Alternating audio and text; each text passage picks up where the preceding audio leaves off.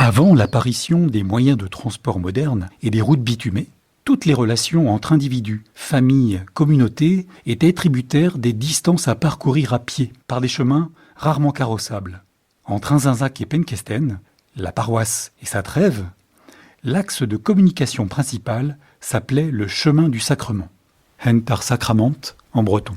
Il fut le témoin des rapports parfois orageux que les deux communautés ont dû traverser au cours des siècles. Distants de moins d'une lieue, 3,5 km environ, les deux bourgs connaissaient chaque année au printemps une effervescence particulière. Chaque fête de Pâques était scandée par deux processions rituelles. Le voyage du Saint-Sacrement de l'église d'Inzinzac à l'église de Penkesten, suivi du trajet retour le lendemain. Le Saint-Sacrement, appelé aussi ostensoir, était une pièce d'orfèvrerie en forme de soleil qui contenait l'hostie consacrée.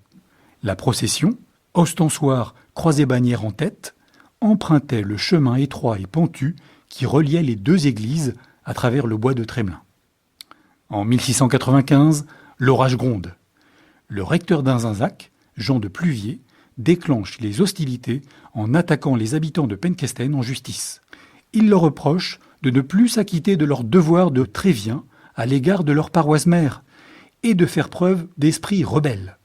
Certains individus, un prêtre, des familles influentes, sont visés. La tension est réelle.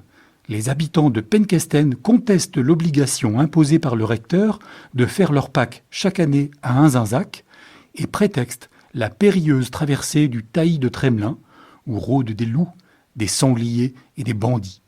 L'affaire est portée en justice.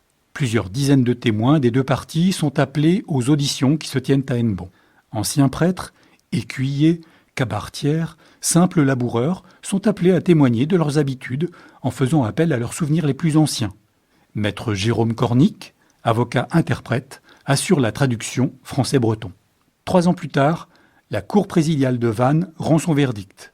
Les droits spécifiques des habitants de la trève de Penkesten sont reconnus et réaffirmés, aux frais du recteur d'Inzinzac, Jean de Pluvier, qui se voit également débouté des accusations personnelles dirigées contre les meneurs de la résistance à Penkesten. Le chemin du sacrement remplit son office de lien privilégié entre les deux bourgs jusqu'en 1915, où le conseil municipal d'Inzinzac envisage enfin l'aménagement d'une route carrossable, dont le tracé est celui que nous connaissons aujourd'hui. Des vestiges du vieux chemin sacré sont toujours empruntés par les randonneurs du XXIe siècle.